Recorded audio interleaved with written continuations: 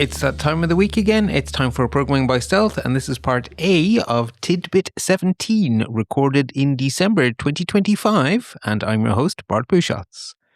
This recording covers the first half of the Tidbit 17 tutorial at pbs.bartartificer.net/tidbit17, and it features myself in the role of student and friend of the show, Helma van der Linden, as the guest teacher. Helma offered to share her love of Docker with the community, and as you'll hear, it's a tool many developers will find very useful, so we took her up on the offer. Helma, thank you very much for joining me for this conversation. I'm now getting to be pretend Alison, where I have to be the one asking the questions and I'm the one doing the learning. And I'm actually very excited to do the learning because I know that I should know Docker, but I also haven't had the time to teach myself.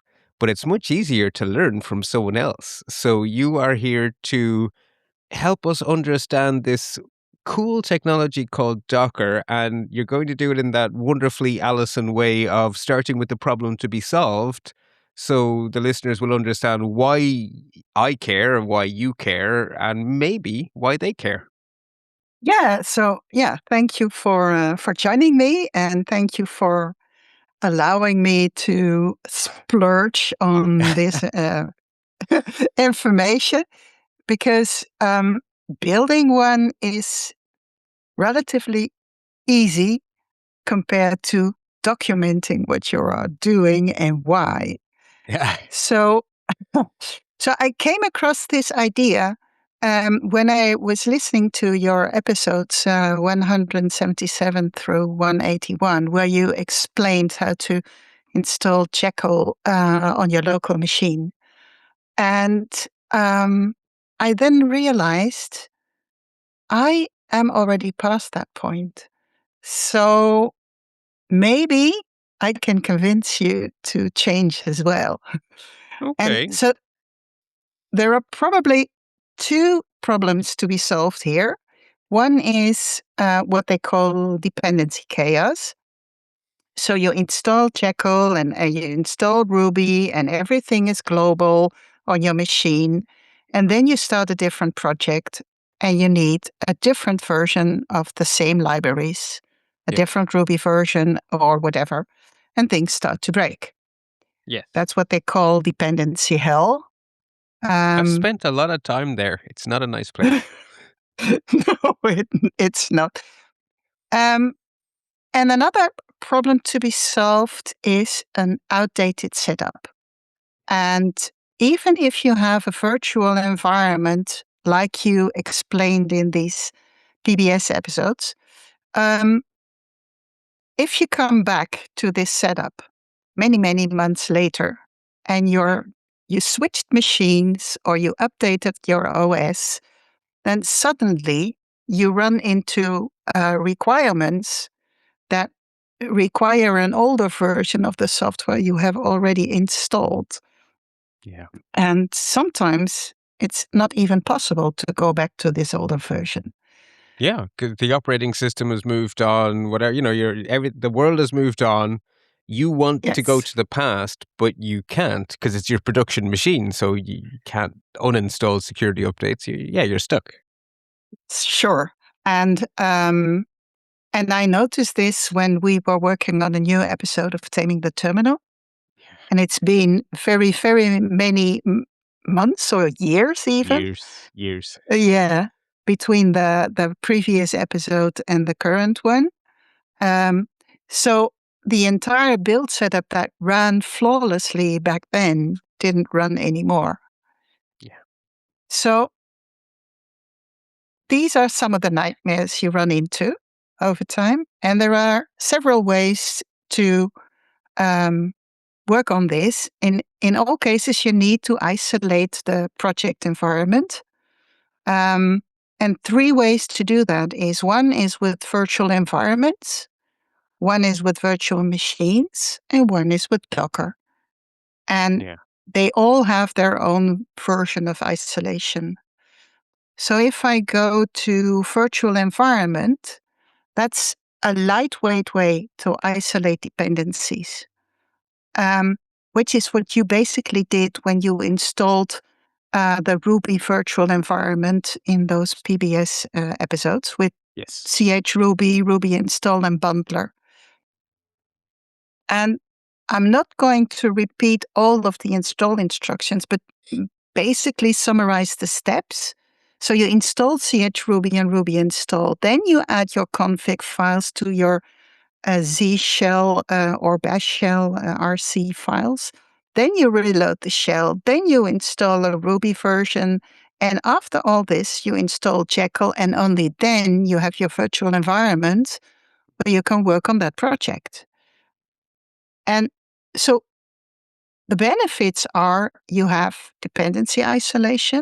All the requirements were confined to this project, the directory of that project. And each project can have its own versions of the libraries. Yeah. Or the And packages. just to jump in for the listeners, so that's what Bundler is doing. It's taking the libraries for this one project and putting them straight into that folder instead of putting them on your system, because then they'll start cross-contaminating your other work. Yes. So that's, you prevent the global pollution. You keep your system clean, and only that project gets the packages it needs in the version it needs. And you get a bit of reproducibility. I can write it That's a easier than difficult word. Yeah, I mean, so others can recreate the same environment. For example, Python has its requirements txt file, and Ruby has a gem file, and of course, Node.js or JavaScript has package.json. So it also means you can build a safe experimentation environment. You can check out new packages and versions without affecting existing setups. You just create a new project, start experimenting, and if it doesn't work, you just throw it away, and the other one stays the same. Hopefully it stays working. Yeah. And of course, it's really fast to set up a virtual environment. And it doesn't have the overhead of spinning up a Docker container of a virtual machine. But there are also downsides, because it doesn't isolate system-level dependencies. So if you need a binary tool or a compiler or whatever,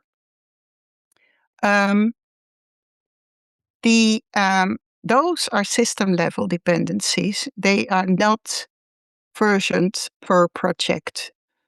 And even when you are using chruby, the Ruby versions are on just globally installed, and chruby just selects one to be active. And of course, Jekyll still relies on system tools like Git and curl. And if they are not installed, your bundle install will fail, even though your environment is set up correctly. Or if you have a very old version of Git or curl, then it still doesn't work. Also, if by accident or intentionally your path is changed, you might accidentally run a Jekyll version from a totally different project without you knowing. And you lose a lot of hair figuring out why it's going wrong. Yeah. Because you are still sharing. You've tried to make a little cubbyhole. You've sort of said, this corner of the office is mine, but it's still a giant, big shared space you're working in. Mm-hmm. So, and also what I noticed, because I was working on this as well, I have different projects in different programming languages, and I separated out all the changes for one programming language into separate files. But even then, if I included all of these files in my ZSHRC, activating those became a noticeable delay between opening a terminal window and the prompt showing up. Right, because it's running scripts basically over and over again. Yes, yes. And of course, a virtual environment is not truly cross-platform. No. There Yeah, is any always, weirdness in Windows or weirdness in the Mac pollutes your work. yeah, or even simple. If I write helper scripts, I write them as shell scripts. On Windows, you need PowerShell, Yeah. at least. Or do a Um, lot of faffing around to get some version of Bash, which might not be compatible, yada, yada, yada. yes, yes. And um, you still get all of these versions of Ruby or Node.js or Python on your system. Yeah. And one of them is active and the others, that means you can't just throw away old versions because there might be a project that still uses them. Yep. Um, so they take up space. And you also have to be very diligent about maintaining this virtual environment because copy and pasting from Google or a Stack Overflow or whatever might end you up in installing it globally Right. rather than in Yeah. your virtual environment. Yeah, and that's true actually, because it's always simpler to work globally. So someone trying to be helpful on the internet is just giving the simplest possible instructions. And that's probably exactly the worst thing to do. So unless you Yes, understand in perfect detail everything you're doing, your virtual environment will leak. true, true. And of course, you can't isolate other components such as databases or web servers or whatever. Yeah, And imagine it, trying to run 4 versions of Nginx and I go about this one on port 80 and this one on port 81 and this one on port 82. I mean, you go nuts. yeah, yeah, true, true. So um, in the show notes, I put a table that gives you some virtual environments that are used for various languages. I'm not going to discuss them. I They can just be want to read. comment on one thing here. I love Yeah. that you've included Elixir because we have one Nacilla castaway who adores Elixir. So that's a nice touch. Yeah, I just wanted to do that. And mind you, I had a big helper in ChatGPT. so so it was easy to say, give me a table and include Elixir. Maybe he already did by himself, whatever. Um, so now that we've seen virtual environments and that you have to be very diligent, otherwise it leaks, as you call it, Mm. we can go to the other side of the spectrum and look at a virtual machine. Um, because a virtual machine is basically a full operating system that runs inside your host computer. It's like having an extra computer on your computer. Yeah. And it can even be a different OS, like a Windows virtual machine that runs a Windows-only application that you need. So you can do that. And there are several popular VM software applications for running a VM. And one of the paid ones is Parallels Desktop. Mm. But I have it and I really love it when I had to run this specific Windows only application on my Mac. If you want to be even more professional, you can use VMware Fusion, which is in the same price range as Parallels, but Parallels gives you the option to hide the OS and run the application as if it's part of your Mac. But of course, there are also free versions. One is VirtualBox, which is very old, and one is UTM, which I didn't know about until very recently, and I have no experience with that one, but it Yeah, works. likewise. I know of UTM and it sounds good on paper, but I have not needed virtualization in quite some years, so I haven't played with it. Hmm. VirtualBox, though, was invaluable to me in my early Mac days before I felt at home. And Yeah. I kept VirtualBox around just in case. And then I think one time I said I haven't opened VirtualBox in a year. Okay, goodbye. Yeah.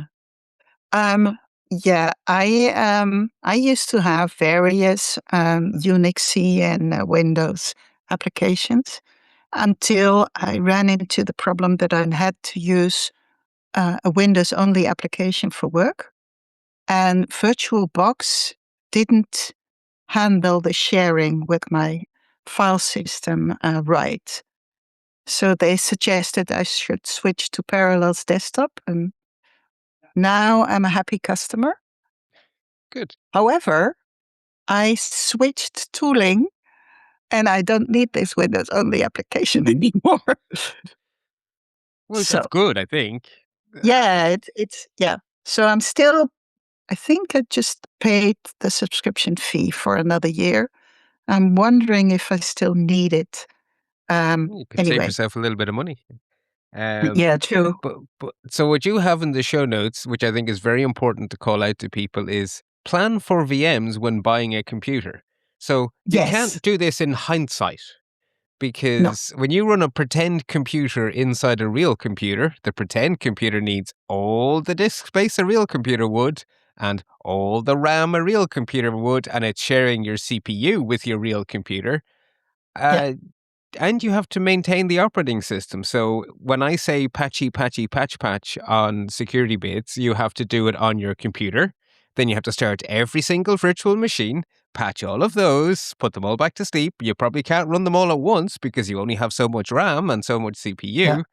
So having many, many computers inside your real computer is a big overhead. Yes. And that's why when I bought my latest MacBook Pro, I opted for 36 gigabytes of RAM. Ooh.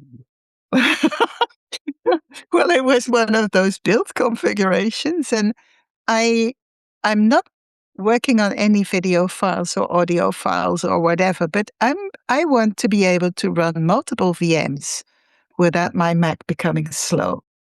Yeah. Do you know what I ended up doing is outsourcing it? So I stopped running VMs on my own machine and I run my VMs in the cloud and I just connect to them over SSH or whatever. Yeah, that works if you can contain everything. But what I really like is to use um, this, like I did with this Windows only application. I use it with a link to my Mac files. So the files are on my Mac, and on my Mac, I take care of Git, etc. The only thing I do is I use this program to process them, like I'm using a very sophisticated editor for my files. And Yeah.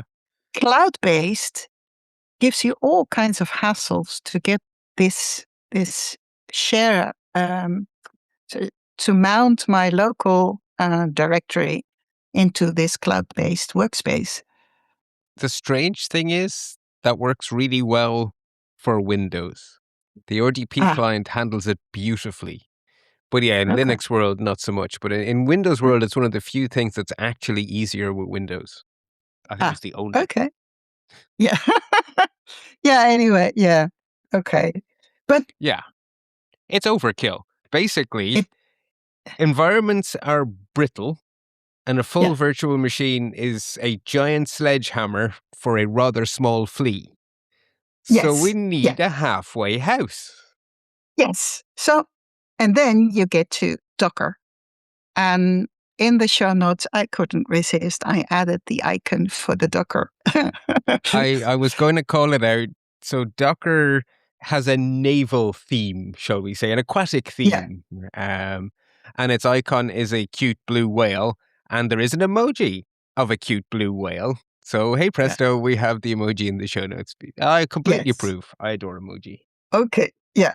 Right. So what is Docker? Docker is what they call a containerization platform. So it allows you to run software in an isolated, lightweight environment, which they call a container. And a container is like a mini virtual machine, It has its own file system. It runs its own services. It contains all the dependencies and binaries you need, but it shares the host system kernel, which makes it faster and lighter. So there, it's more robust than a virtual environment, and it's less overhead than a virtual machine. So if It's we, like the way I think of it is imagine you have 5 virtual machines, and by some sort of magic, you've taken the core operating system out of those 5 and you've made it one, and you've given each of those 5 the ability to access the one core of the operating system. And they each think they're completely independent and they're completely on their own, but they're actually sharing an operating system. It's a yes, genius design. It's so clever. yes. I tried to come up with an analogy to compare them. And imagine if you need to prepare a meal. If you're using a virtual environment, that's like cooking inside your kitchen. But for each recipe, you have separate label containers for the ingredients. But you rely entirely on your kitchen's appliances and your setup to be compatible. And if it's Yeah. not, you can't follow the recipe and cook the meal. On the other hand, a virtual machine is like you build your own separate restaurant just for this one recipe. And everything, the building, the utility, the appliances, everything is there. But So I a have Docker one container, kitchen and I have another kitchen and I have another kitchen. yes. So basically, you have your restaurant, and the only thing you use is the kitchen. But it's in its own land, so you have lots of land, lots of restaurants, one for each, hopefully, for each recipe. Yeah. So if you look at the Docker container, you could compare it to a food truck. It's much Okay. more concise. It brings its own stove and its own utensils and its own ingredients, but it relies on your property for power and a place to park. And water and the connection to the Yes, sewage and all of those yes, kind of things. So yes, your truck has way less in it than a full kitchen, yes, and it needs help from infrastructure, but it's standard infrastructure. So the truck comes along and plugs in, and you could have 50 yeah. trucks all plugged in. This is brilliant. I love this analogy. Yeah, I was quite proud when I came up with it. Yeah, it was good. I like it. Okay. Um, when we dive into Docker, um, we need to explain some of the terms that we come across. Otherwise, you'll quickly scratching your head. And so Docker has what they call an I'm going image. to play Alison here for a second, right? Yeah. So this is the bit where Alison usually gets cranky with me because this is jargon. And Yes. these words sound like English, but they don't have generic meanings. They have really specific meanings in Docker, so you can't be careless with them because otherwise ChatGPT or Google or whatever you're using is going to give you nonsense answers. So yes, the word Right. image has a meaning outside, but it has a really specific meaning in Docker. So this is why you're telling us this, and this will help us save Yes. our sanity. Yes. True. Uh, Also, when I dove into Docker, um, I didn't know the difference between an image and a container. So I used the one term for the other interchangeably, and that gave me a lot of headache. So that's why it's better to at least address some of the words upfront and give a definition so that it makes it easier to understand what we are talking about later on. Brilliant. So there are three, actually four words, four terms that come across in Docker documentation very much. The first one is an image. And an image is basically a blueprint or a template for a container. An image is read only and it's versioned. It ends up to be a binary, which you can store somewhere on your computer. And you can share them, right? So you can Yes, go to the internet to a place called Docker Hub where there are millions, I don't know how many, but lots and lots and Yes. lots of Docker images. Yes. And someone who makes open source software can just publish a Docker image. So a great example is the open source firewalls and things like that, like pfSense and those kind of things. They can publish Docker images and you can just run that and go, ta-da, I have a full working pfSense. And they've worried about Yes. all the details. So that Yes. image So you can give to me, and they're not big, right? They're quite. no, no, actually, yeah. I mean, I don't even have to give you the image. I can give you the definition file that defines that Mm. image. So which is basically just a text file called Docker file. And then you can run that Docker file and then it creates that image on your machine. Okay. That's a subtlety I was missing. So I assumed the image was the same as that text file. So the text file lets Docker build the full image. Yeah. So the So text file is what gets shared in open source, and it's well, text. it's both. So Okay. if I don't want to use Docker Hub, I can give you a Docker file. You can run the Docker file, and the image gets created and lives as a binary on your machine. Okay. If I want to um, publish my image, my binary image, I can put it in Docker Hub. And what you usually do, you don't build from scratch because then you have to take your OS and then you have to add lots and lots of things, which you all describe in your Docker file. And then you run your Docker file and then you can publish your Docker image to the Docker Hub. Okay, so if you publish the text file, the person receiving the file has a lot of work to do before they're ready to go. But if you Yeah. publish the image, they're ready to go. Yes. And actually, what you can do is you can take this image and build on top, you build your own image on top of it.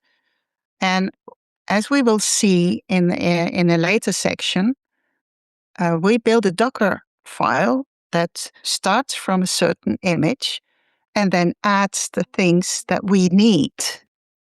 Okay, so you might have an image that gets PHP working perfectly. It doesn't have any web app in it yet, but it's ready.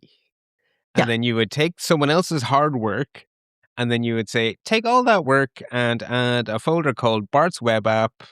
Check out this Git repository into this folder over here, put this config file over here. Now give me a Docker image. Yeah. So if we take your example of your pfSense firewall, if you want to tweak that firewall by adding extra scripts or you want extra tools inside your container, you can build a Docker file that takes that image as a base and then adds the things on top of it that you want to add. Well, a good example would be, so in the case of that firewall, once I make my firewall mine, I have a config file. Well, I actually want that in my image because I don't want an empty firewall. I want my firewall. Yes. Yeah. Cool. So you can add, and we can see it later. And so one of the terms that you come across when you talk about Docker images is the word layer, a Docker layer. Well, before actually, I interrupted you a little bit. Yes. So let's pull back because you have a nice bullet list. So we're saying that these Docker images sort of define an environment, but Yeah. the things you get to define are broken into these bullet points. So do you want to run through these bullet points here? Yeah. So you start off with a base layer, and that's the word layer that comes across. Ah. Um, Usually it's an OS, so it's often Alpine or Debian, some Unix OS, because most Docker. uh, I think nowadays it's possible to run Windows inside a Docker container, but usually you use something like Unix, some form of Linux distribution. Yeah, the Debian one, I believe, is the most commonly used, Yeah, yeah, or which makes Alpine. me Yeah. mildly cranky because I'm a Red Hat sort of person. So Debian is always this weird universe to me. Oh, okay. Quite the opposite, but doesn't really matter for this. Yeah, and then of course you add system libraries. So, for example, if you want to use curl inside your your Docker container, you have to install curl and all the others libraries you want to use. And of course, if you need a programming language, you install the programming languages. You can, of course, install your application code, but later on I'll show you why you shouldn't do that unless it's Okay. something that should be part of your image. For example, if you say, I want my firewall, but configured for my tooling, and I want many of those, it makes sense to include the configuration inside your image, because then you don't start Stamp, from stamp, stamp. scratch. Yeah, you start from something else. Um, and usually you give the Docker container some instructions on how to start your application. Right. Yeah, don't just boot So, the OS. You also need to do X, Y, and Z for this container to be fully yeah, running. yeah. For example, if you have a web server in there, you will add the instructions to start the web server. Yes. Otherwise, it's Yeah, not much good. no, Now, I've true. just used a word that is the obvious next word in your definition. So we have our image as a blueprint. That blueprint defines multiple layers like the operating system, the system libraries, the Yeah, languages, your application code, and the instructions. And yeah, then this is now a blueprint, but a blueprint is not, you can't live in the blueprint of a house. You can't no, drive the blueprint of a car. no, no. So making it go is a Docker container. Is that right? Yeah, first you build your image, which is usually, if you say start the container, which is basically an instance of your image. It also builds the image, the binary version of this image underneath, so it's ready for reuse. Um, and to make everything um, performing, give a nice, so you don't have to wait hours and hours. Um, we They created what they call layers. So we'll have a look later on. But Hmm. basically, a layer is a single instruction, which is probably what they call it, idempotent. Um, you can run it multiple times and it gives you the same outcome. Yeah. Um, Therefore, it can be cached. Yeah. I'm just going to help people a little bit because the word idempotent makes perfect sense to people who live their life in Ansible and no sense to almost anyone else on planet Earth. What it means is that you can give the instruction over and over again. So an idempotent instruction would be set the light level on my light switch to 90%. Not idempotent would be increase by 10%. Because if I run that twice, it has a different effect to the idempotent instruction, which I can run infinity times and the effect will always be the same. So something's idempotent if running it over and over and over again will always have exactly the same result. Yeah, Uh, correct. So, and what Docker does is it creates these layers. And if a layer is idempotent, it can be cached. So that makes stuff more performant. So if we go back to our analogy, a Docker image, you can consider it to be a recipe or the blueprint for a food truck, and the binary version would be an empty food truck standing at the dealer, ready for use. Okay, so we started off with the text file, which is using the right word. That is your, is that the, that's not the image. That's the, Where, yeah, it's the Docker file, which thank you. defines the image. Yeah. Okay, so the Docker file is the blueprint in the factory where they make food trucks. The image is Yes. an empty food truck waiting for a customer, and your Yes. Docker container is your food truck with your food in it, and you are ready to cook. Yes. Exactly. Okay, got it. Yeah. So that also means you can have two people buying the same food truck, and one is going to prepare French food, and the other is going to prepare Asian food. Right. So in Docker terms, they both have a container running the same image, but they each have their own modifications, slight modifications. So if we go back to what you said earlier about web services, you have to remind yourself that this one should run on port 80 and this on 81, etc. Mm. You can define a container for a Jekyll environment where you have a web server running on port 80 and another one that runs this same Jekyll setup, but on a different port. So configuration options, basically variables that the image can use to say, I know how to run Jekyll. I'm going to Yes, run Jekyll on a port. And instead of the A yes. port being hard coded, the A port is coming from one of these configuration thingies. And what is the exact word that Docker likes to use for these configuration thingies? They call it Docker Compose. Okay. So, That's very fancy sounding. You compose your options. yes, yes. So basically, in your Docker image, if we go on, I will explain and show, etc. But in your image, you expose ports. For example, your web server runs on port 80. But in your Docker Compose file, you say, for this container, I want to map this port 80 of the image of the container to my port 81 on my host machine. That, Okay, so inside the image, it doesn't know about the complexities of your real world. It doesn't need to know. It just says, hey, I'm talking to port 80. And then yeah, the Docker brain, the Docker environment kind of goes, yeah, you think that's 80, but I know I'm going to connect that over here to port 8080 or whatever. yeah, yeah, true. And so, okay, so I could Um, then run 5 copies of the same image.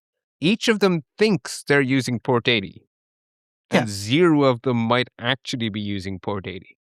yeah. So if we go back to your firewall, your image probably has some sort of dashboarding tooling. And so you could run multiple firewalls. Not sure if that would be usable, but No, you logical. could actually. You could Yeah, different for different VLANs. Yeah, there are reasons you would. yeah.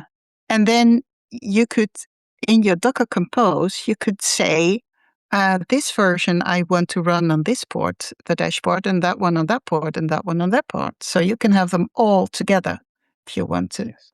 Or let's say you're trying to completely redesign a web app, and you want to run the old version and you want to run the new version. You want to put them side by side. They both think they're Yes. using port 80, but one of them you have mapped to 8080 and the other one to 8081, and you just have Yeah. Safari open and they're both sitting next to each other and happy as Yeah. can be. Yeah. Yeah. That's exactly what I'm going to show you later on. Ah, Okay. Yeah. So there is another term that we have to discuss, and that is a Docker volume.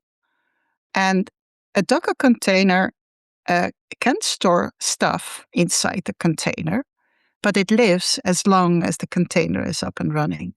Once you stop the container, all the data inside is gone. And if you restart it, everything is back to its clean state as defined by the image. So this is, if people remember the early days of Linux at home, the way a lot of people discovered it who were not scared away from it was a Knoppix bootable CD. So you had a copy of Linux that you would stick into your computer on a CD drive and it would boot up and it would create a virtual hard drive in RAM and you could save files and you could do all sorts of stuff while your Knoppix was running. And as soon as you turned your computer off, it all evaporated Yep, unless you told Knoppix, see that thumb drive over there? That's your little permanent storage space. And then your Knoppix CD could write to that thumb drive and every time you booted back up, your files would still be on the thumb drive. yeah, yeah. So basically, a Docker volume is something like that thumb drive. Um, it's it's a persistent storage location which is outside your container. So you mount it inside your container and you can use it in the container, but it doesn't disappear when your container stops. Yeah. So that makes it possible, for example, to have a database inside the container. And then when you stop the container, your data in the database itself, the database files actually, Yeah. they still remain.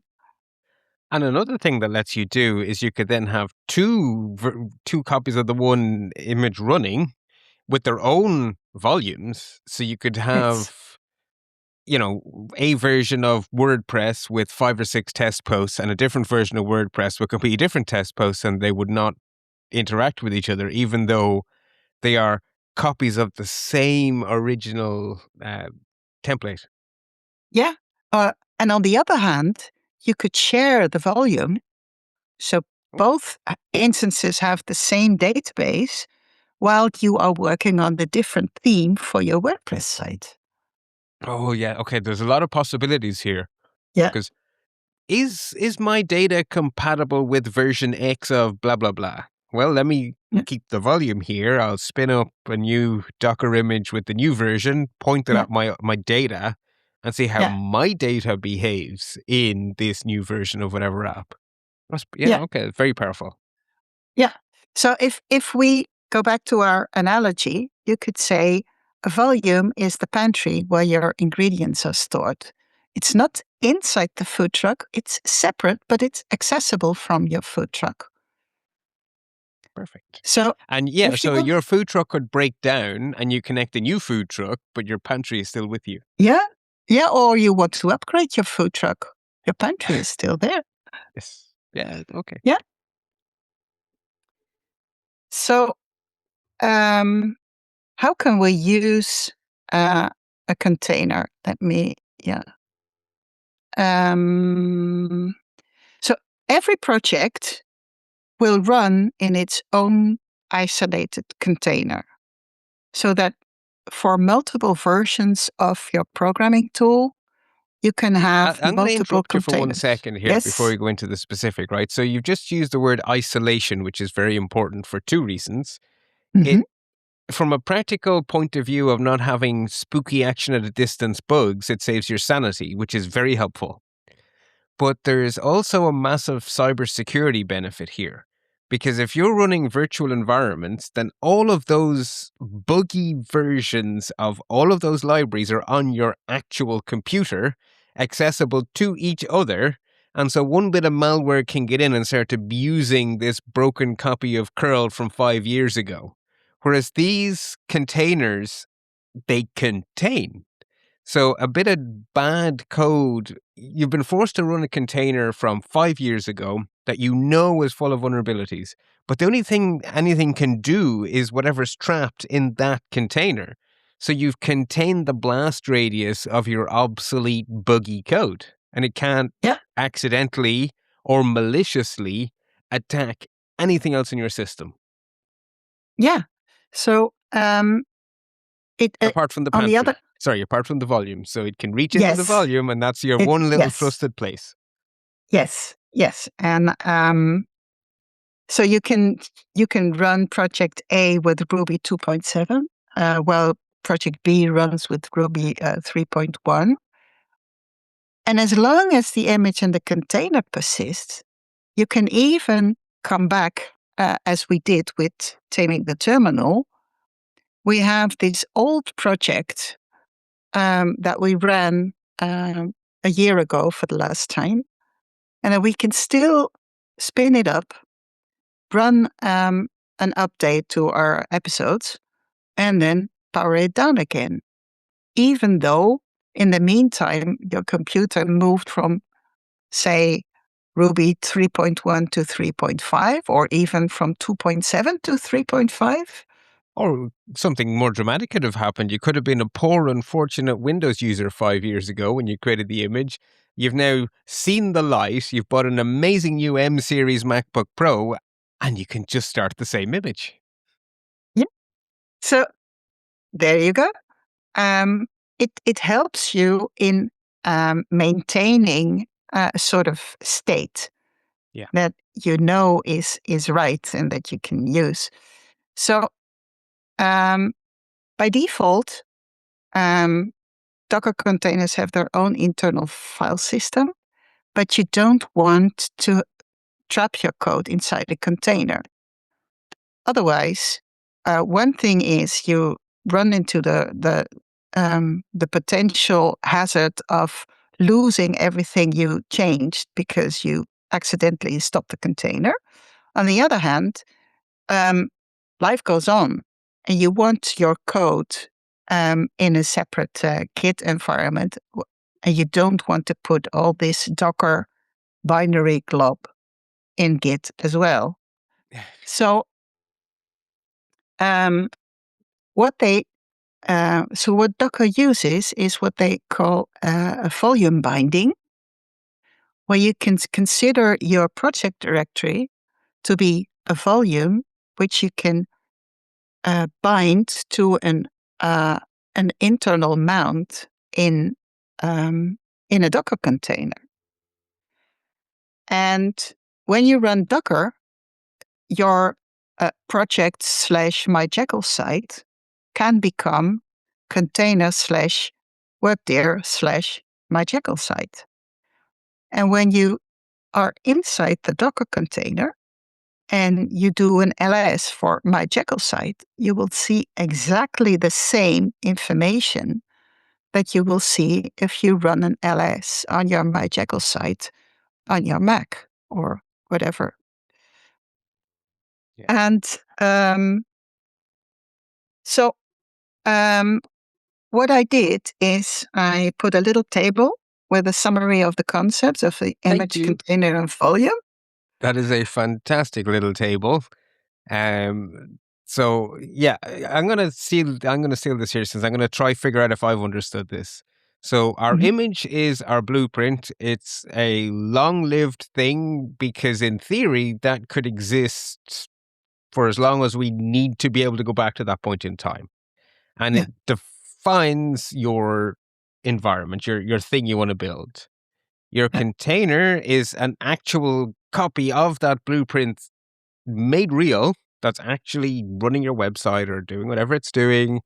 And its life is as long as you run it because it's using your CPU, it's using your RAM, it's accessing your volumes or whatever. So it's running, it's real, it's taking resources, and it makes the thing go.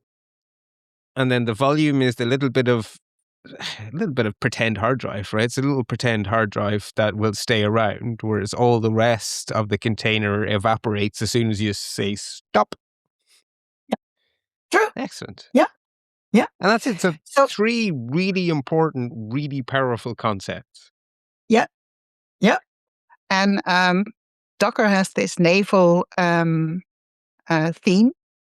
Yeah. Actually, it's the container is like these giant container vessels Yeah. It's a where shipping you have container, right? these. That's where the It's a analogy comes shipping from, container. is those Yes. giant big ships in the port of Rotterdam or whatever with 500 million Yes. containers on the one ship. Yes.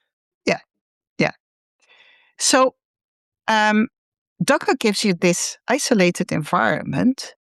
Um, Sure, if you don't want to use this, you can still stick to a virtual environment if you want to. But if you work on the same project in a team, like you and Alison do on Programming by Stealth, you can share the Docker image and be assured that both of you use exactly the same setup and configurations. Yeah. So you don't run into all kinds of odd failures that one person has and the other person can't reproduce, because everybody is on exactly the same page. Yes. And even if a Windows or a Linux-based user wants to contribute, they can create the Docker container and the image on their own machine and have the same environment available to them. And if you're trying to onboard people, especially in a volunteer based project, if you say to them, here's the list of instructions to get ready to start contributing, and it's this giant big 5-page thing where you have to install this and install this and install this and install this. Whereas if you can say, here's a Docker image that will get you ready to contribute. Yes. So much easier. Not only are they much quicker up and running, but you can make sure that they actually use the same versions, because your instructions, if you go on to 5 months from now, they probably have a new latest version, Right. etc. And So they're working on 20 other things, right? Because we're all doing this. We're all working on millions and millions of things simultaneously, or serial multitasking. So where you work on this for a week, and then you work on that for a week, and then you work for the other thing for a week, and yeah, they all need different things. Whereas if they're in their little containers, they're just waiting for you for whenever. yeah, yeah. Okay, let's go from theory to practice. Ooh. And now that we have all the concepts clear, we can work on an actual example. And the ultimate goal is to build a Docker-based build system for the PBS project. But let's Yeah. start with a smaller task. And that is replacing the virtual environment of this demo Jekyll site that you created in episodes 177 through 181. Okay. So that's a nice, simple example. I like. Oh, this is brilliant. Thank you, Helma. That was very, very good way to approach this.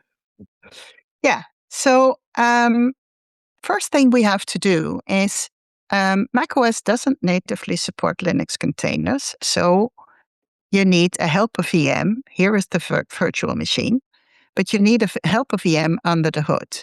And the official tool is called Docker Desktop. And there is a Okay, link in the show notes. I've seen Docker Desktop. Okay, so that explains why we need it. Okay. Yeah. So once it's installed, it's just an application. You install it and you run it, and that's it. It asks you, it nags you to set up an account and sign in, but I haven't found any features missing which would require me to create an account and log in. And if I Um, do create an account, do I get some sort of advantage, like it'll synchronize my settings or something, or is it just they would like to know who's Probably, using? I, I, I haven't even checked. I think you need to check in if you want to actually publish your image in Docker Hub. Okay, that's fair. But, but for now, it doesn't. You don't need to create an account, and you can always create an account later on. Okay. You get a very nice GUI, which shows you all the images, volumes, and containers that are on your machine. And if they are running or not, you can stop them, start them, throw them away. But if everything works out, you hardly ever look at the dashboard. So what I noticed later in using these Docker desktops, the commands on the command line get very unwieldy, and you have to remember a lot of. It's like with Git. Git on the command line can be very hard, but there are excellent GUI clients. Yeah. Um, and with Docker, you could stick to the Docker GUI, but that kind of defeats the purpose a little bit. So the other tool we are going to need is Make. And Make is a very, very old tool. I'm gonna A say, is tool, this the make I remember from the 80s?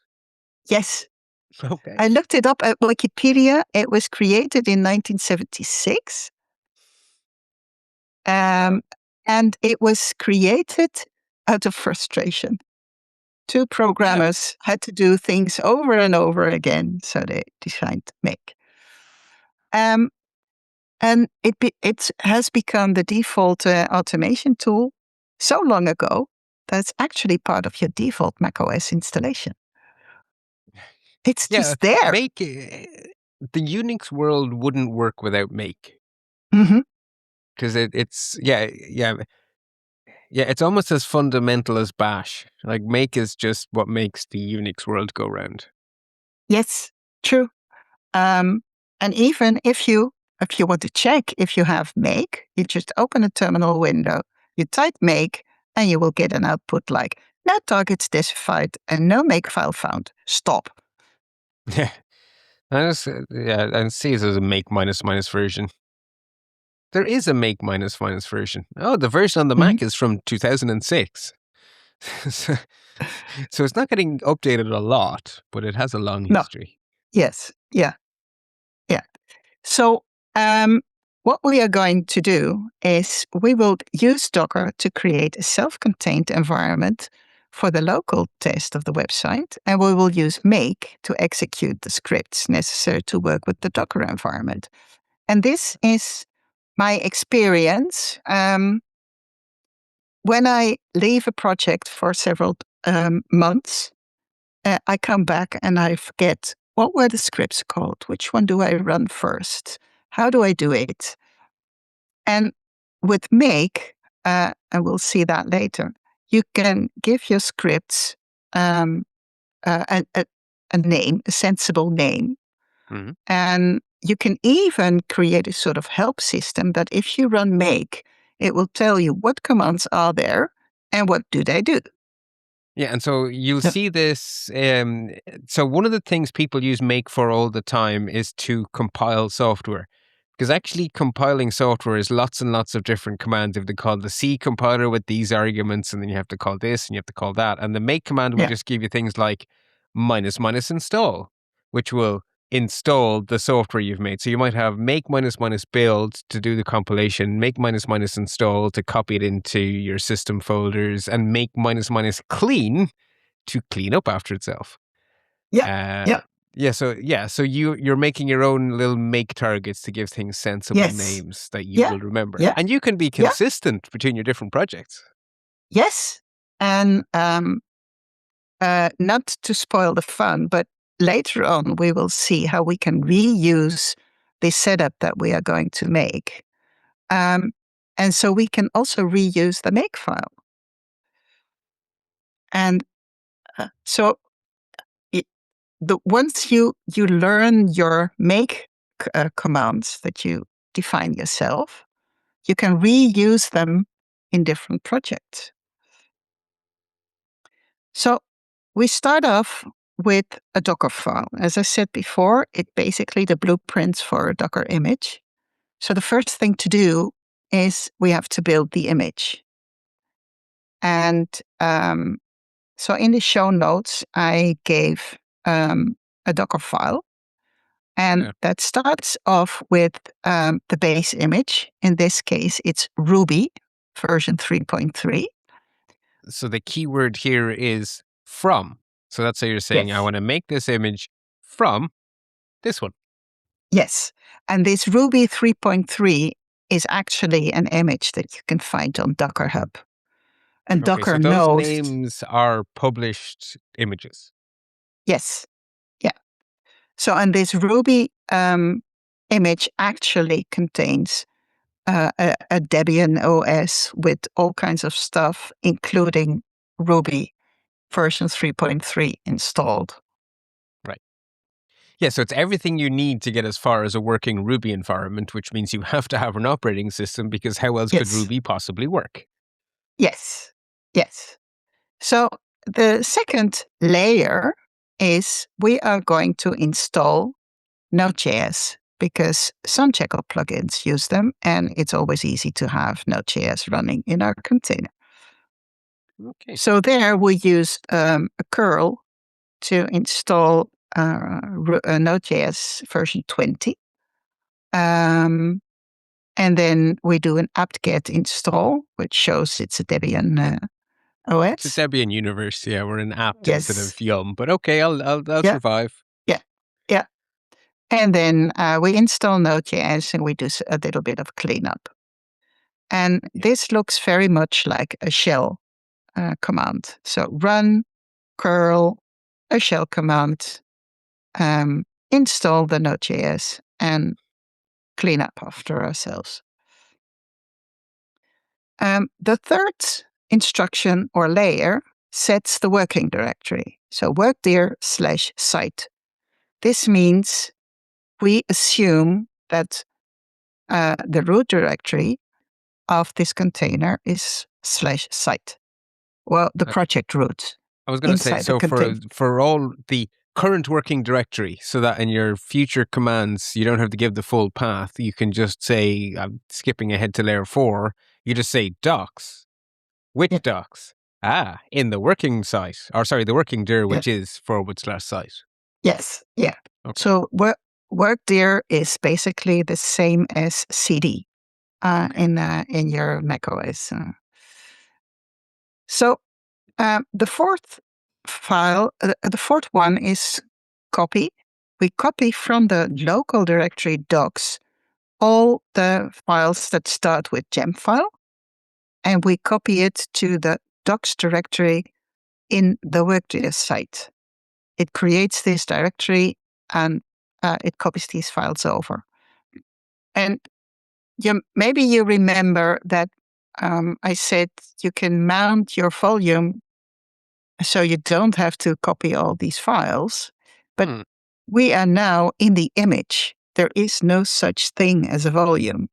So if we want to use this file at image build time, we have to copy the files in the container. And we'll handle we'll handle this later on. So we copy this gem file into this docs directory. And then in step 5, we change to this docs directory and we run bundler. We install bundler and we run the bundle install. So all the Ruby gems are installed at build time. If you go back to the PBS where I talked through how you set up Jekyll, you'll recognize these commands. That you're literally doing the Jekyll setup here. Yes. So that's what we do in step 5 or layer 5.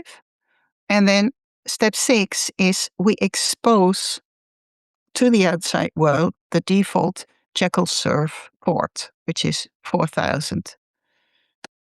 So the expose 4000 means if you want to get to the Jekyll serve inside this image or container, it's on port 4000. And then finally, when you don't do anything else, if you would run a container based on this image, it would run bundle exec Jekyll serve on the host for zeros, and it would do a live reload, and it would do force polling. So this is more or less what you wrote in your PBS instructions. Yeah, now I'm going to draw the listener's attention to something here. So the cmd command has taken as an argument an array. So you're basically saying the first thing to put in the command line is the word bundle. The second argument is exec, the third argument. And this means that if you have weird spaces and stuff, the fact that it's in this array syntax will handle all of the annoyingness of terminal commands. So it's a terminal command followed by its arguments as an array. Yeah. I did read up on the difference between this way of using an array and using a simple shell script, but I forgot to put it in the show notes. As a general rule, there's a lot of things that work like this. Ansible works like this. You can either use strings and then you have to escape everything and it's a mess, or Ansible will let you use an array. And I know from bitter experience that if you would like to have more of your own hair left, use the array. Yeah, true. So, if you want to know more about the Docker file syntax, because we only used 1, 2, 3, 4, 5 words, commands. There are many more. You can go these are pretty into important. the docs. Yes. Right. I mean, you've kind of hit the highlights here. We can run some terminal commands. We can start with a base image. We can move some files in and out of our image. Yeah. And we can expose a port. So that's a lot. You said it's only a few commands, but there's even those few commands open up a lot of power, which proves why Docker is great. Yeah. So you have to know this image assumes that in the current directory, there is a docs directory that holds a gem file. Right. If it's not, building the image will fail. So that's an assumption that it makes. In our case, that's perfectly fine because we are running this Docker file in the project root of our Jekyll site, where there is this gem file in the docs directory. Okay, I'm going to stop you there just to underline this for people. So this file is going to be sitting next to our actual code. So we've gone to the PBS episode, we've downloaded the zip file, and this file is sitting in there. So the reason you can say copy docs gem file is because this file is sitting right next to the docs that you've extracted from that zip file. Yes, Otherwise, this wouldn't work because you wouldn't have true. the file to copy in. So that's just an important little assumption. Thank you for calling that out. Yeah. So a little bit later in the show notes, you can see a little tree of this PBS Jekyll demo site directory, where there is this Docker file, and then next to it is the docs file. So we talked about building the image with the Docker file, and when we were discussing the terms, we talked about the container, and the container is defined with a file called docker compose, docker-compose.yaml, or they call it docker compose. Okay. So there is no concept of mounting files in the container in your Docker file. There is no. I'm going to ask you one question here. So this Docker file we've created, it has to be named Docker file. Yes, and it's And it case has, sensitive. So it has to be Docker with a capital D. and there's no file extension. There is no file extension. That's Actually, good. if you really, really want to, you can rename it to something else. But then whenever you want to build the image, you have to tell it what the Docker file is called. Okay, so this is the convention. You could swim upstream and make your own life difficult, or you can accept this convention. So let's accept this convention. Yes. The same goes for the Docker compose file. You can, of course, rename it, but follow the Don't. convention and call it docker-compose.yaml. I'm not sure if it really wants the extension YML or it also accepts YAML, but for now, YML is fine. So your Docker file was a sort of script. Your Docker compose file is a YAML file. Right. So Do we write the Docker compose.yaml, or is that something that gets created for us? no, we write it ourselves.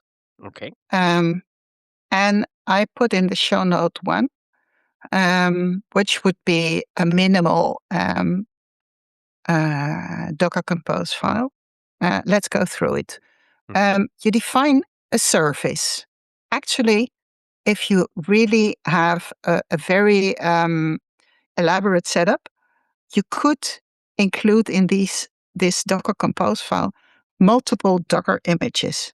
So you could have one for your WordPress website, for your WordPress database, even Load if you want to. balancers, something like that. Yes. If you want to, you can create various services, and they would all come underneath this services element. So the second line says Jekyll, which is the name of this service. So Okay.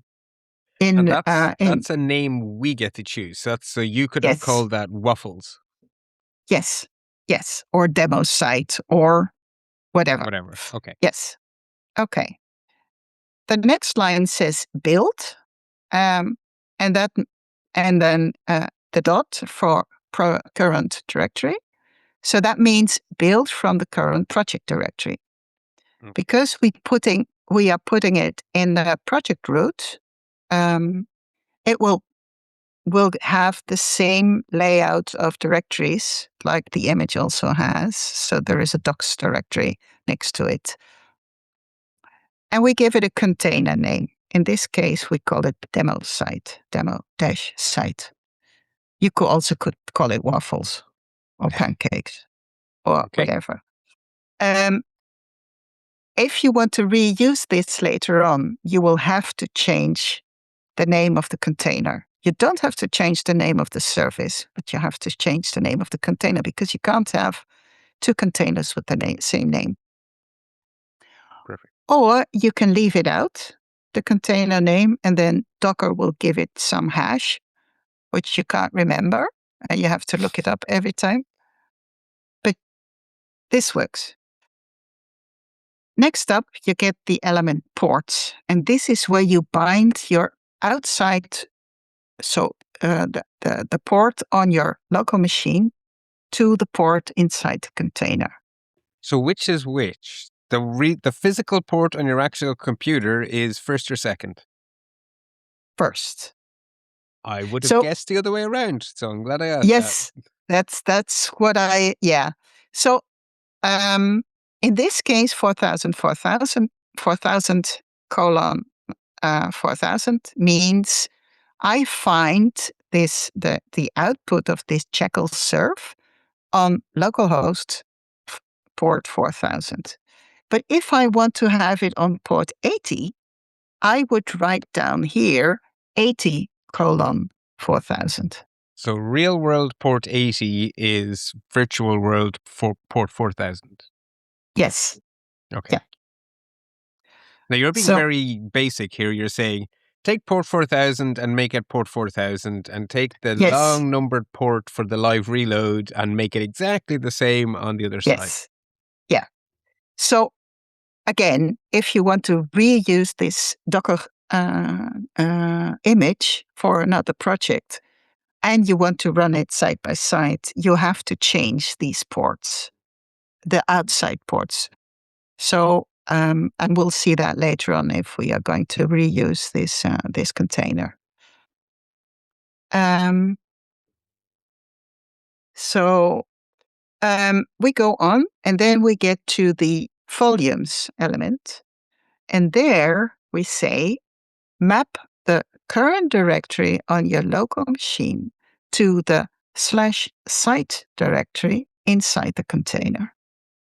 Okay, which matches everything we did in the Docker file. Yes, but in the Docker file, we didn't have any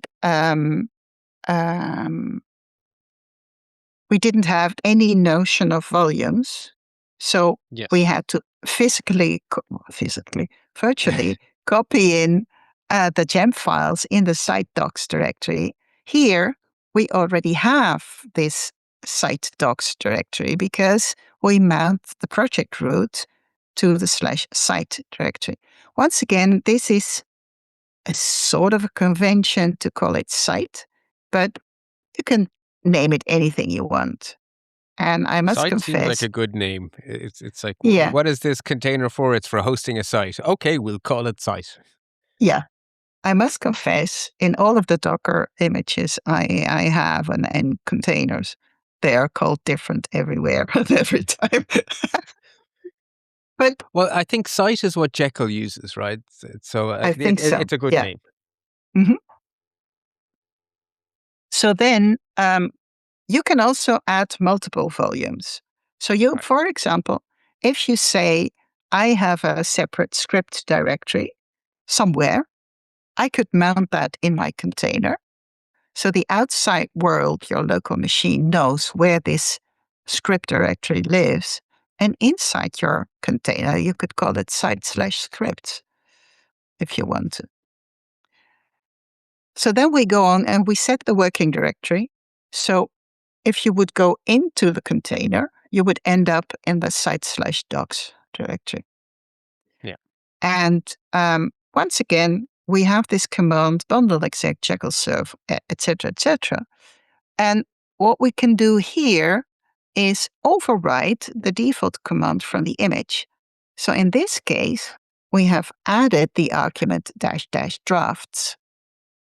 So Okay, I was wondering why we had almost replication. So the default command is what would just be available if we didn't add something extra inside yes, here. yes, yeah. Okay, So perfect.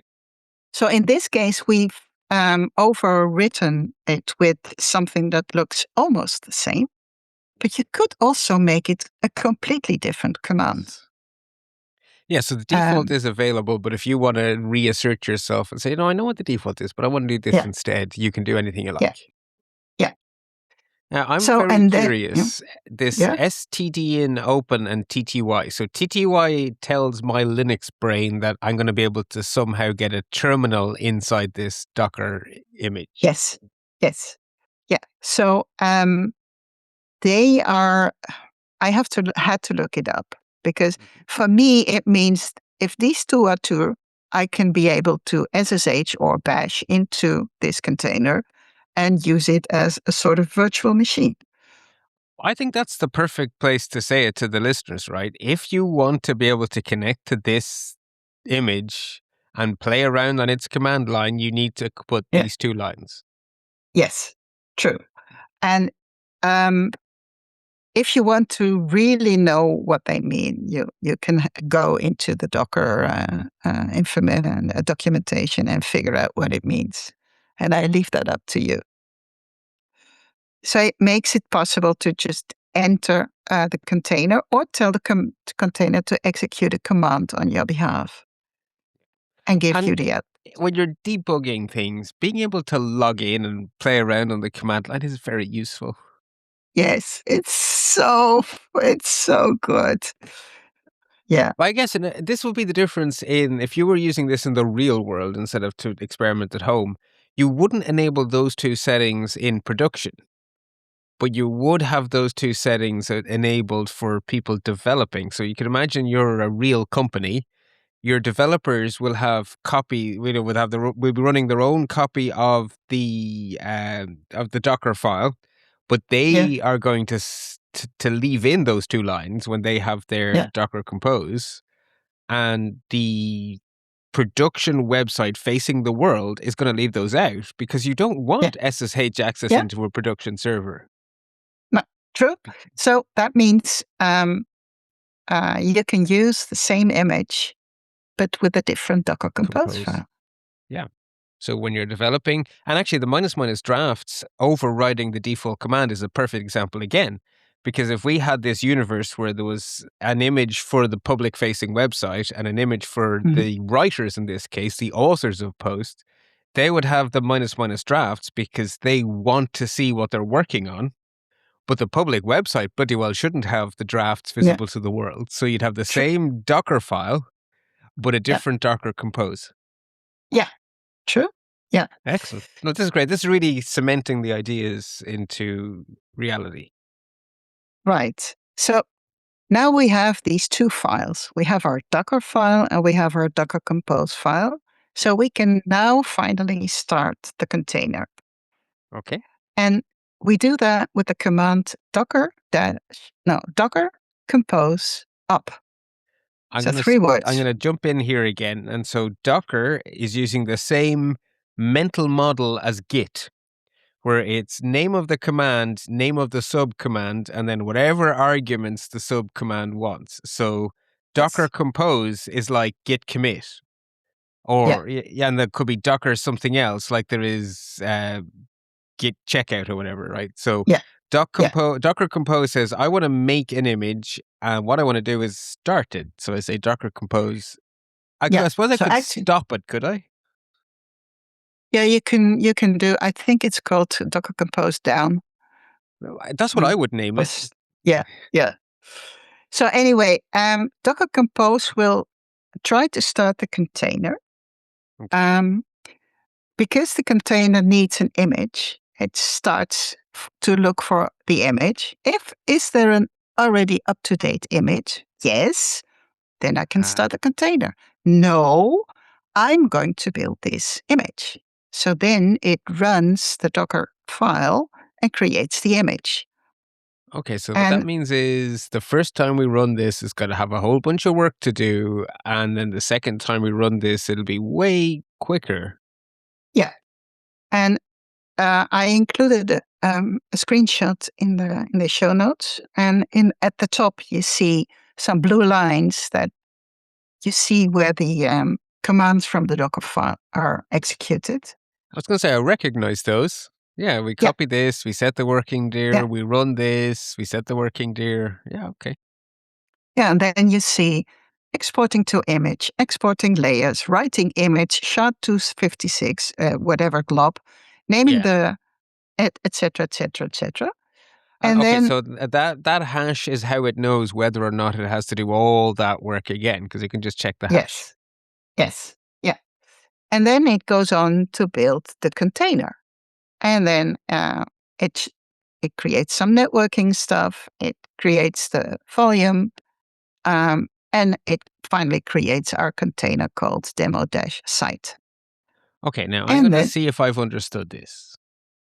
So our Docker file is a plain text file, which Docker Compose has converted to a binary Docker image.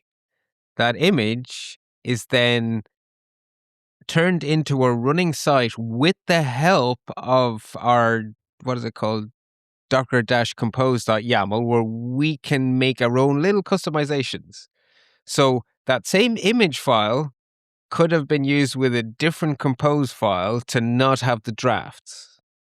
yeah, So that work has been done once, but can now be used in different ways by that different Docker Compose. So that's where we've done our little bit of customization. Okay, yes, this is okay.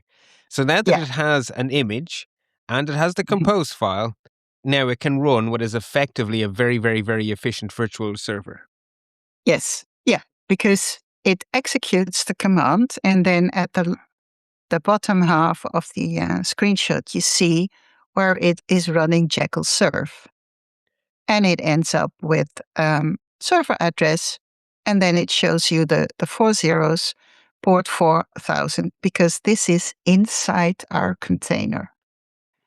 And just to say, so we named our service demo site. Yes. So when the Docker is starting up this virtual machine, which is not a real virtual machine because it's way more efficient, but let's just call it a virtual machine. Mhm. It is telling you the output from the different services. So the reason it says demo site pipe and then some text is because this output came from demo site, which we defined in our Yes. YAML file. So if we had Yeah. defined 5 or 6 services, you could tell the difference. You could see, oh, my Yes. database has told me this. My web Yeah. server has told me this, because they'll all be prefixed with the service name of your choice. So if you pick sensible service names, this is great. Yeah, if you Yes. don't pick sensible server names, well, it's your fault. But it won't make as Yeah. much sense. Yeah. Yeah.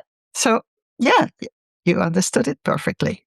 And just So, to say, mhm. so this output should look familiar if you've done these programming by stealth bits, because when you start Jekyll yourself on the command line, that is what you see, right? What address am I using and all that kind of stuff. Yes. Yeah. So this Yeah. is the output from starting Jekyll that is now inside this virtual machine presented to us Yes. Yeah. to show us what it's done. Yeah. Brilliant. And if you want to see what's going on, you just type in http//localhost port 4000 in your favorite browser, and you will get the front page of the site. Yay. Now, Docker Compose up -D. Oh, Yeah. start in detached mode. Yes. Okay. Because if you do it in detached mode, you can start up your Docker and you get back to your prompt and you can go on. Oh, okay. I was just seeing in your screenshot you didn't get your prompt back because you didn't do it No, in detached mode. Okay, so it no, said V true. to view in Docker desktop, O to view configure, W to enable watch because you're still in Docker. So if you were to Yeah. do Control C, your virtual machine would evaporate because you're not Yes. detaching. Okay. Yes. Yeah. So you Oh, do a hang on a Docker sec, though. Compose. 1 second. Yeah. So if you don't do it with the detaching and there's more output being written, you're going to keep seeing the output as if you left. Mm-hmm. Yeah. That's powerful as well, because it means that Yeah. whenever you change the text files, the markdown files in the Jekyll site, and Jekyll detects that and rebuilds itself, you'll see that output just like you would have done in the terminal if you don't detach. Yeah. But if you want to do something else, then you have to open a different terminal window. I was going to say, your terminal window is now occupied and you can do nothing else in that terminal window. So if you don't want it to be occupied, you can detach. No, true. Okay. On the other hand, if you run it in detached mode, Docker gives you a log command. Text file, is it? Where you can see. Well, no, it actually runs your logs. It shows you the logs. You can tail your logs and then have them run. Oh, so it's Docker space logs, and then you can do something like that. Yeah. Okay. Yeah. So with Docker Compose down, you can bring a detached container down. And this proves that you remembered correctly because you guessed it was probably going to be down, and it is. Yes, it is. Yeah. So now that we have our Docker container up and running, we can go over and create a make file. Again, this file is called makefile with a capital M, no extension. This is convention. Also, you can rename it, but then you have to tell make every time what the name of that make file is. That completely defeats the purpose, because the whole reason to use make is to make your commands really short and not have to remember things. So stick with the convention. Yeah. So we're not going to do the full makefile syntax because there is an excellent tutorial online called Learn Makefiles, and the link is in the show notes. And of course, because the tool exists so long, you can Google for it and you will be bombarded with information about it. We are only going to look for, let me see, where is it? We are going to make it easier for ourselves, and we are only going to look at the things we actually need to make the commands for this project easier. So make calls a build target a rule. So in this case, we can say we have we are going to make a command up. We give it a nice, So in make syntax, we are saying we are creating a target, and the name we are choosing for that target is up, because we want to be able to say make up, and it will make our container be up. Yes, true. We can also give it some description for this target. In this case, it's start the Jekyll server in the background. We prefix that with 2 hashes. That's not just a necessary. Makefile syntax. That's not even Makefile syntax. Oh. Because later on we will make a target called help. Help will go through the Makefile, find all the targets that are succeeded by 2 hashes and some description, and will generate a nice table for us. Okay, so it is sort of part of the make syntax, but it's optional. Yes, it's our own convention. It's a convention that's widely used, but it's our own convention. So in this up target, you can see that we call Docker Compose. Docker Compose can be Docker-Compose or Docker space compose. I haven't figured out why there are two two synonyms, but anyway, you add the word up and you add the flag -d for detached. And because we put this, we start this line with an at symbol. An at symbol. Yeah. It hides the echoing the command in the output. So if you do make up, the Docker container simply starts. Okay. And this makes it easier to always start in detached mode, if you want to.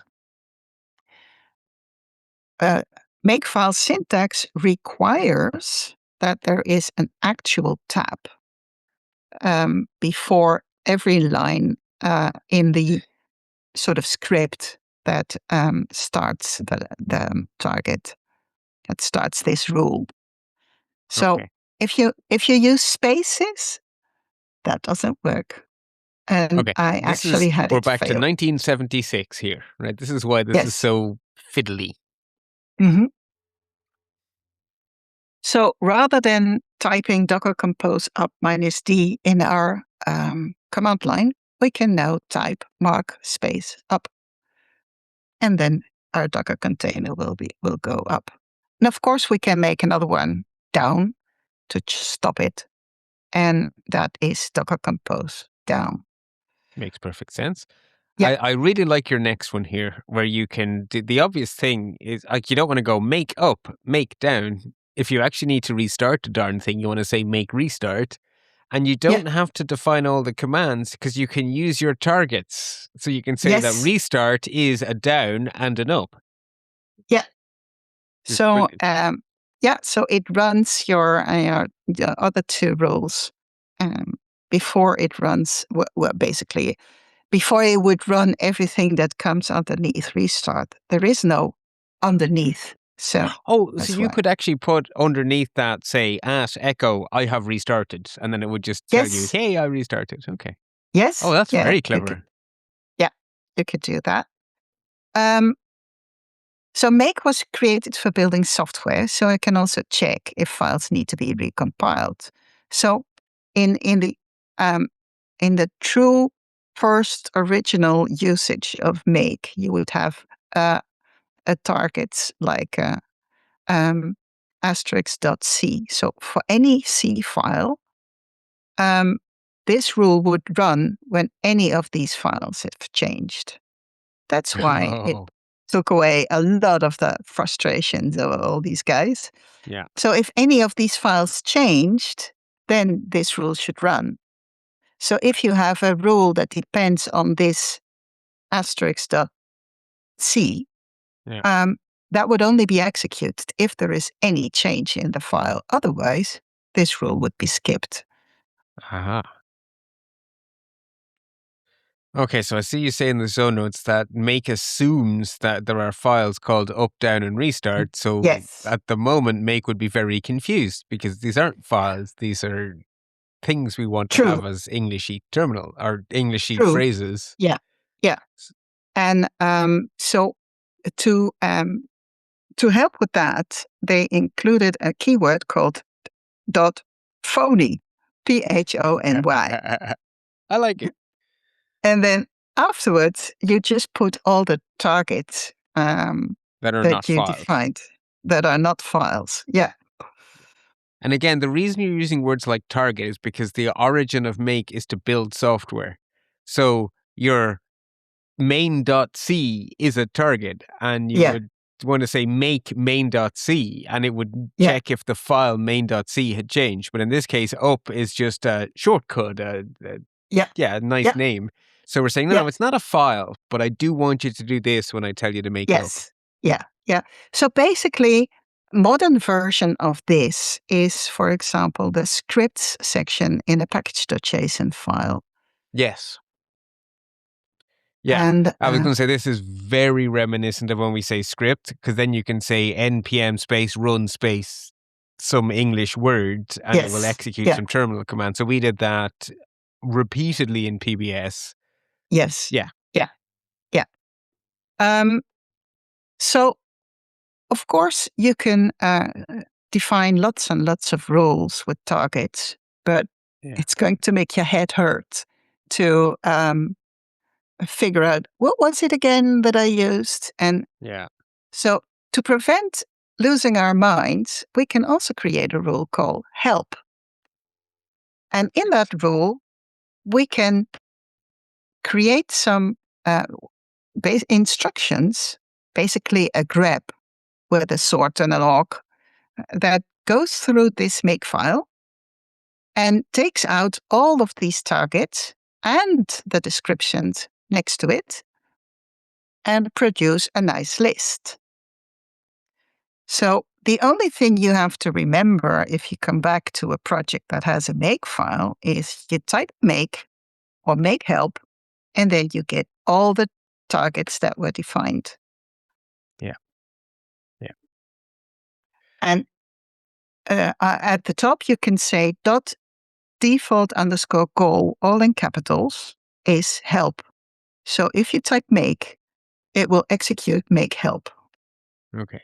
So when you said that the double octothorpes, double hash symbols, whatever we're calling them this week, are a convention, it really is a convention, and the reason it works is because we're using grep and awk and all of these very wonderful Yes. terminal commands to create our documentation. Okay. Yes. No, Yeah. it makes sense. Makes sense. Yeah. So it's our convention. It's not part of the makefile syntax. It's just our convention. You say And you mean the community's convention. sort of Oh. me and my friend ChatGPT. You and your friend. Okay, well, ChatGPT is a big averaging machine, so Yes. ChatGPT obviously picked it up from somewhere, so it's obviously quite common. Yes. Yeah.